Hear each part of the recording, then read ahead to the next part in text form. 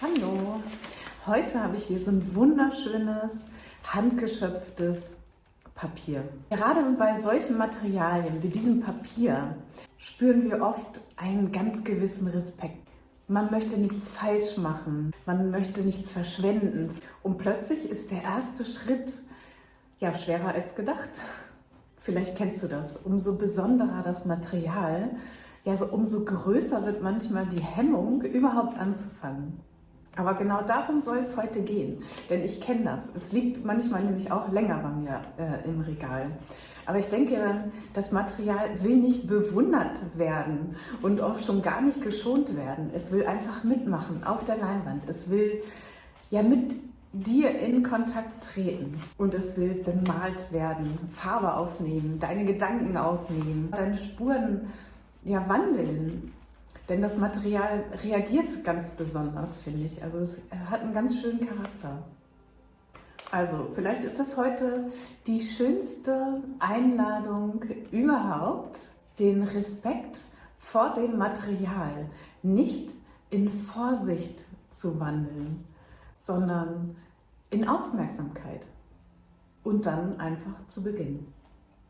Also viel Spaß, starten wir mal durch. So lässt sich das hier wunderbar reißen. Also über das Wasser ist das Papier so aufgeweicht, dass ich das eben ja auf meine Größe bringen kann. Und du siehst wirklich, es ist fast durchsichtig. So voller Wasser ist es, wie ein Schwamm. Hier einen schönen Farbton angemischt. Ich mich auch ganz spontan zu entschieden.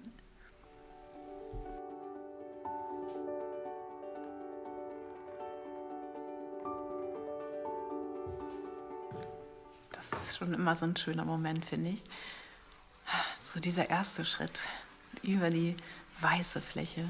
Es geht ja auch vielen so, ich habe es auch gerade wieder gelesen, wenn ihr so eine große Leinwand habt oder ja eine besonders, ja vielleicht preislich auch teurere Leinwand habt, dann ist da einfach dieser Respekt vor dem Material und diese Vorsicht entsteht. Umso wichtiger, jetzt wirklich auch Spaß dabei zu haben. Und wie schön diese Kringel hier sind. Also ja, ich genieße es immer. Jeder Moment auf der Leinwand. Mal sehen, ob das jetzt klebt.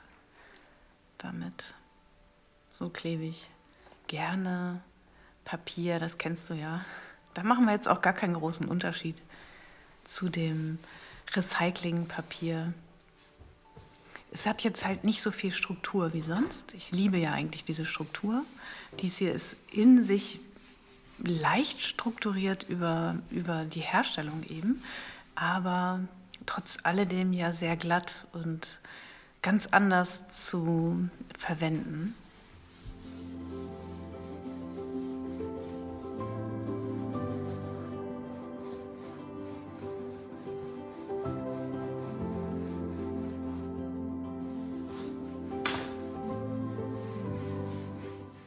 So verbindet es sich doch jetzt hier schön.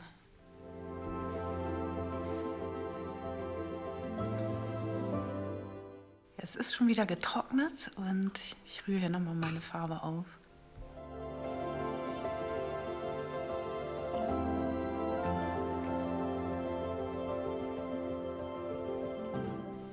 So, jetzt habe ich hier natürlich immer das Problem auf dem Papier, dass es überhaupt nicht so einfach läuft. Also du musst wirklich ein bisschen arbeiten mit der Farbe und mit dem Papier und ja, so die Kommunikation herausfinden, wie spricht das Material, wie reagiert das, was gibst du rein? Und ja, je nachdem, wie du drauf bist, arbeitest du wahrscheinlich ja auch unterschiedlich. Und ich weiß, ich muss hier einfach mit viel Wasser arbeiten und mit weichen Werkzeugen.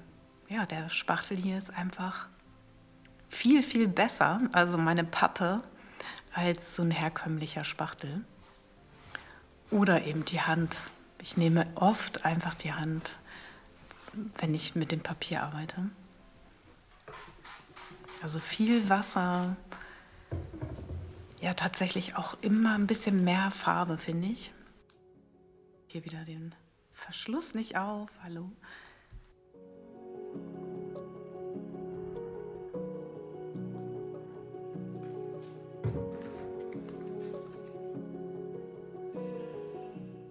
Blau läuft da unten schon so mit dem Wasser mit.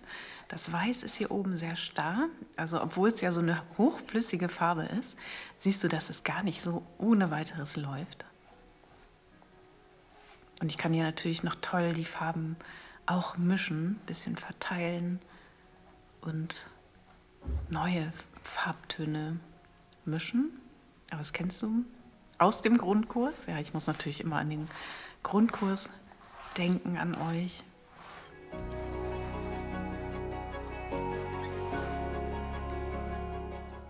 Man kann sich immer erstmal so ein bisschen antasten, aber wenn man so ein bisschen raus hat, wie das Papier reagiert, dann weiß man eigentlich schnell, dass man noch mehr Wasser braucht. Also zumindest in meiner Art des Malens. Ich brauche einfach mehr Wasser. Andere arbeiten wieder anders mit dem Papier. Aber ich habe meine Schüttungen immer eher sehr nass.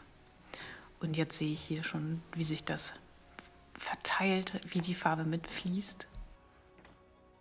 Ich lasse noch ein bisschen laufen und nehme nochmal einen anderen Farbton.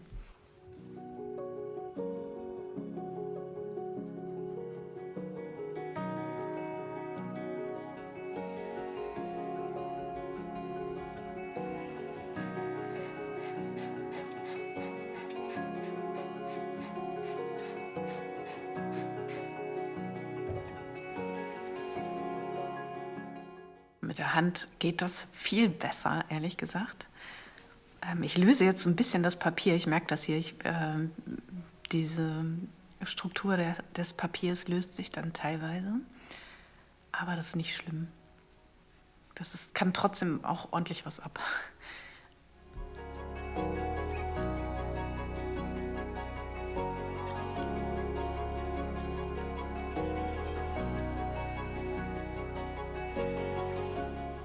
Jetzt holen wir uns die Sonne auf die Leinwand. Ja, wir haben heute hier tatsächlich Sonnenschein. Es tut echt gut, immer wieder, finde ich, wenn es hell draußen ist. Es macht einfach was mit einem. Und das ist auch so auf der Leinwand. Die Farben, die Farbtöne, die machen was mit uns. Und immer ein paar Fusseln.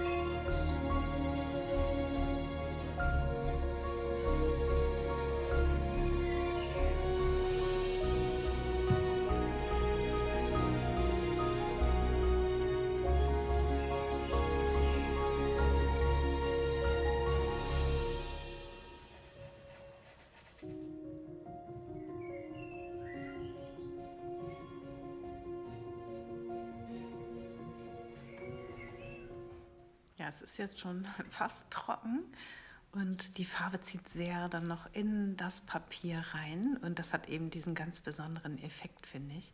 Also es hat einen ganz anderen Charakter. Es sieht so ein bisschen samtig immer aus, finde ich. Oder man kann das Papier auch nochmal so lassen. Hier habe ich so schöne Stellen auch noch, wo das Papier einfach so ist. Das finde ich auch immer ganz ganz schön. Also tolle Farbübergänge, tolle Mischungen. Es verläuft gut ineinander mit Meerwasser eben. Also da passiert ganz viel alleine dann auch. Ja, es ist immer wieder schön, auch ja, darüber in Kontakt zu treten und gucken, was man so in den Tiefen so findet. Also nicht nur auf der Leinwand.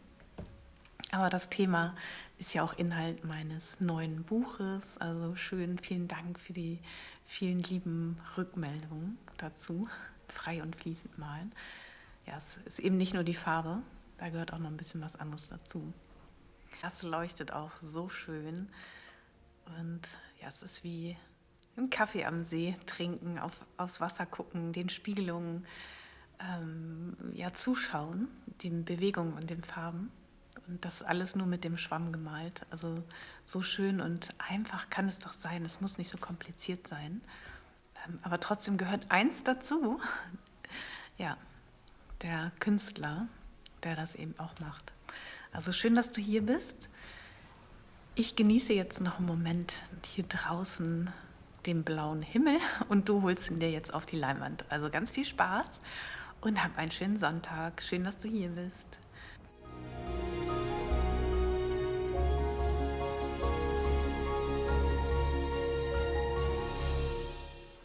In dem Video heute konntest du mir wieder beim Malen über die Schulter schauen und dabei miterleben, wie dieses Bild entstanden ist. Und ja, es ging um diesen besonderen Charakter des Materials, aber auch um den Respekt, den wir manchmal eben davor empfinden und ja, was für ein Mut auch dazu gehört, trotzdem einfach anzufangen.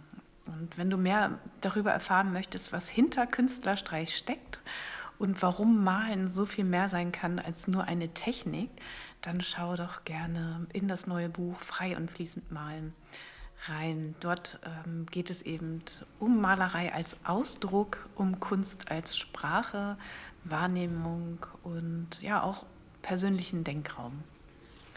Und ja, die Grundlagen findest du eben in meinem Grundkurs. Da kannst du auch einfach mal auf Künstlerstreich schauen. Die Links findest du in der Videobeschreibung oder in den Kommentaren pinne ich das meistens nochmal.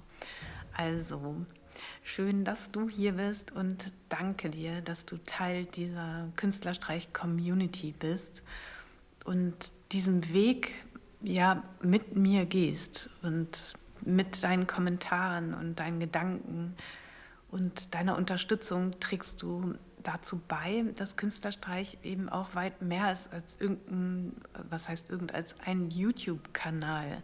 Denn darum geht es mir nicht. Es geht wirklich um diesen lebendigen Ort für Kunst, Inspiration und kreative Entwicklung. Das fehlt in unserer Gesellschaft, finde ich, so dermaßen. Und leider kriege ich immer wieder mit, dass viele das nicht sehen oder auch so sehr missverstehen. Deswegen betone ich das hier nochmal. Also danke für dein Sein hier und ich weiß, die meisten von euch wissen einfach auch, worum ich das hier mache überhaupt oder worum es mir geht, was hier überhaupt passiert. Also danke, dass du da bist und mich dabei unterstützt. Vielen, vielen Dank. Ich feiere euch so sehr. Danke. Mach's gut. Tschüss.